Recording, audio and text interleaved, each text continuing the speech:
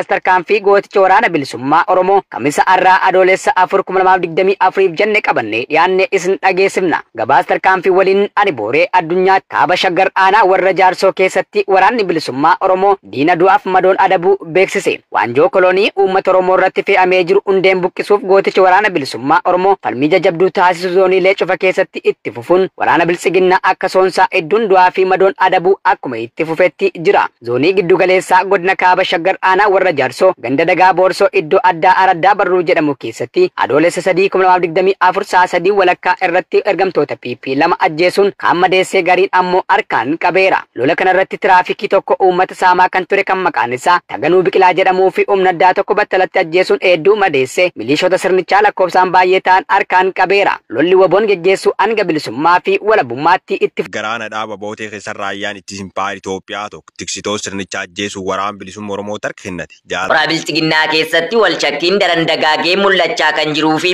keessattuu waraana sabaan Oromoo fi Amaaraa ta'an gidduutti wal dhabdeen hamaan yeroodhaa gara yerootti mul'achuun walitti dhukaasanii wal ajjeesuu fi gananii ba'uun dabalaa dhufeera.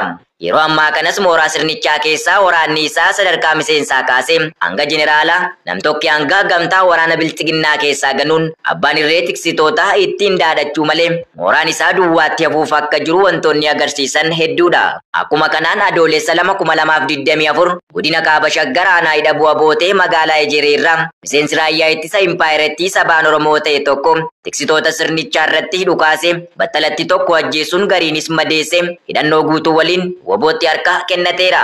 Miseensi waraana bilisiginnaa raayyaa ittisa impaayirettii ta'e kun erga waraana bilisummaa Oromoo bira ga'es simannaan haala gaariin taasifamee fi turuu fi innis simannaa kanatti akka baay'ee gammadee ajajaa waraana bilisummaa Oromoo onichaa himan.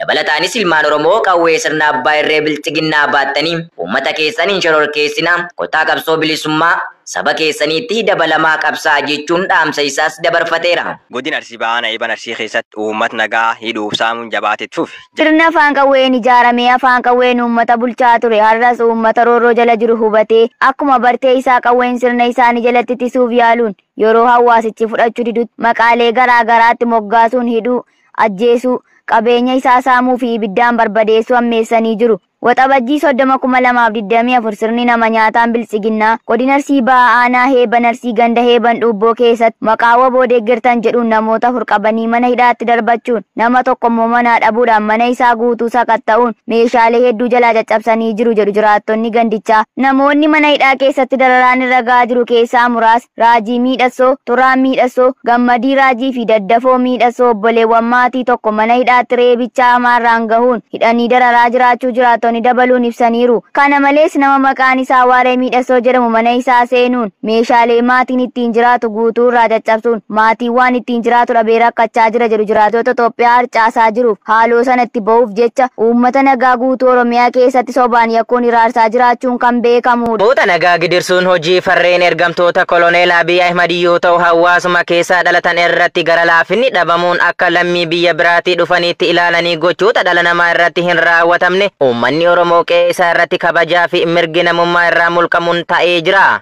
Roorrifama harka namaan itti dhufe uummanni Oromoo har'aa callisee akka waan kennaa Rabbii irraa kennameefitti ilaaluun isaa barumaan hidhaa saamicha ajjeecha fi buqqaatiif isa saaxilaa jira. Namoota hawaasa isaanii keessatti jaalatamummaa fi beekaa sabni abdatu aangoo kiyyaaf rakkoodha jechuun yeroo hedduu irra deddeebiin gochoota suukanneessaa hawaasa Oromoo irratti akkuma raawwatan lixa shaggar aanaa jalduu magaalaa Shukutee keessaa guyyaa kaleessaa adoolessa 3/2024 namoota maqaan isaanii obbo Balaachoo Dabalaa Daldalaa, Guddataa Itichaa Daldalaa fi obbo Guyyaa Hirkoo hojjetaa mana yaalaa kan ta'e sababa tokko malee qabanii hidhuun yeroo ammaa hiraarsaa jiraachuu jiraattonni himan. Namoonni qabaman kunneenis yakka dalagan qabaatanii osoo hin taane hawaasuma isaanii keessatti jaalatamummaa fi nama gargaaruun waan beekamaniif jecha kashalaboonni sirnichaa hidhanii dararaa jirus jedhan. Godin Qeellam Wallaggaa Nasayyoo keessa saamichi waraana gabroonfata Piippinaawaa irra jabaachuun himama.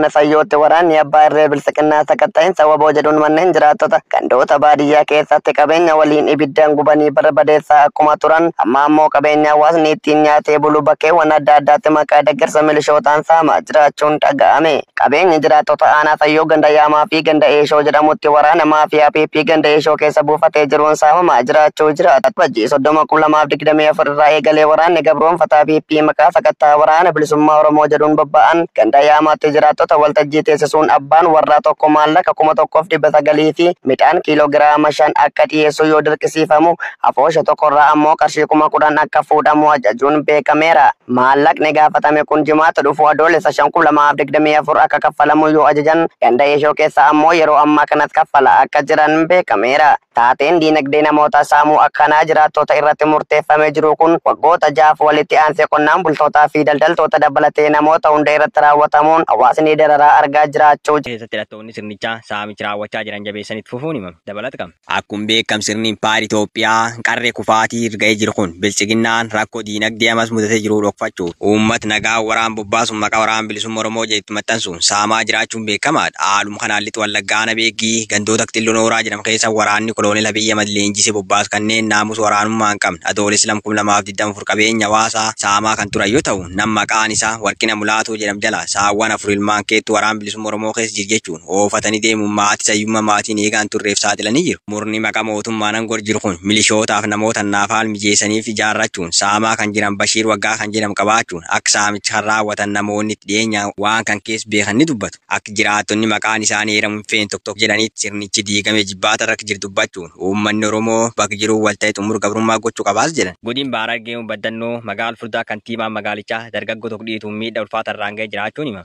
Onne bilchiginnaa bara bulchiinsa isaanii dheereffachuuf halkanii fi guyyaa gamaa gamanatti utaalanii ifaajan kaayyoo isaanii galmaan ga'uuf ciqilee hammeenya isaanii uummata Oromoo irratti jabeessaa jiru. Haaluma kanaan godina Bahaa Harargee Ona Baddannoo magaalaa Furdaatti jiraattota irratti reebicha hamaa ergamtoonni bilchiginnaa raawwachaa jiraachuun ibsameera. Guyyaa dheengaddaa jechuun gaafa adoolessa 2024 Ona Baddannoo magaalaa Furdaa jedhamu irraa kantiibaan magaalichaa maqaan isaa Kamaal Hasan jedhamu dargaggoo maqaan isaa Muhammad Abdii Amaanee jedhamu sababa tokko malee dhiituun garmalee reebicha irratti raawwatameen miidhaan hamaan irra ga'ee jiraachuu fi dargaggoon kun yeroo ammaa kana miidhaa isa mudate irraan kan ka'e fincaa'uu dadhabuun hospitaala Hararitti yaalamaa jiraachuu isaa namoonni keessa beekan ni dubbatu. Onichatti mindeeffamtootni bilchiginnaa yakkoota gara jabinaa tilmaama hin qabne uummata Oromoo irratti raawwachaa jiraachuus itti dabaluun ibsaniiru. Godinaalee Harargee lamaan keessa saamichi maqaa bifa gargaraan hawaasa irra raawwatamu jabaatee dhufee jiraachuu maddeen himan.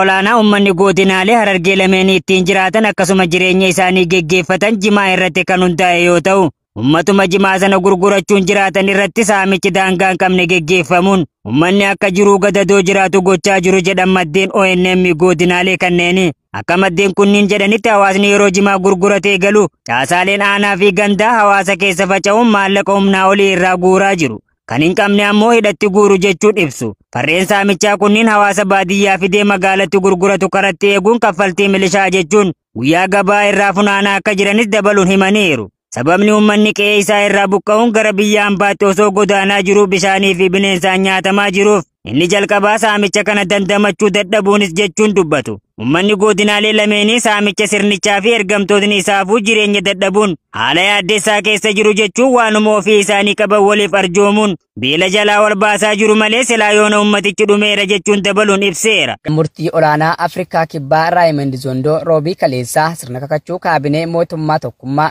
biyyaalessaaraa pirezidaantii Siiriil Raamaafosaa Keepitaawunitti geggeessan. Itti aanaa pirezidaantii ministeerota 32 fi itti aanaa ministeerota 43 paartiilee adda addaa irraa fudhataman kanneen paartii koongireesii biyyaalessaa Afrikaa yookiis ANC waliin ta'uun filannoo caamsaa 29 irratti sagalee caalmaa paarlamaa erga dhabee booda mootummaa biyyaalessaaraa ijaaruu keessatti hirmaatan of keessatti qabata. Bulchiinsi duraanii ministeerota 30 qaba ture. Raamaafosaan torban hedduudhaaf marii fi waliigaltee iddoo poortifool michoota 11 waliin taasisan booda sanbata galgala kaabinee mootummaa biyyaalessaaraa isaanii kan baay'ee eegamaa ture ifoomsan. Olmaashiitiin itti aanaa isaanii ta'ee turuun Roonaaldoo Laamoolaa namni ganna 40 ministeera aaraa hariiroo fi tumsa idil addunyaa ta'uun muudame. Raamaafoosaan akkasumas Enoog Godongaa waanaa ministeera faayinaansii ta'uun kan tursan yoo ta'u morkataa siyaasaa isaanii kan ta'an Joon Isteenusen hoogganaa gamtaa dimokiraatawaa paartii guddaa mootummaa keessatti lammaffaa ta'ee ministeera qonnaa ta'uun moggaasan. Yuunivarsiitii Kaaba Dhiyaa irraa Piroofeesar Andiiree Duveenji Anaadooluutti akka himanitti waggoota 30 dimokiraasii keessatti biyyattiin mootummaa tokkummaa biyyaalessaa olaantummaa paartii tokko ANC xumuruu qabaachuu ishee yeroo seena qabeessa ta'uu ibsaniiru. Paartiin ANC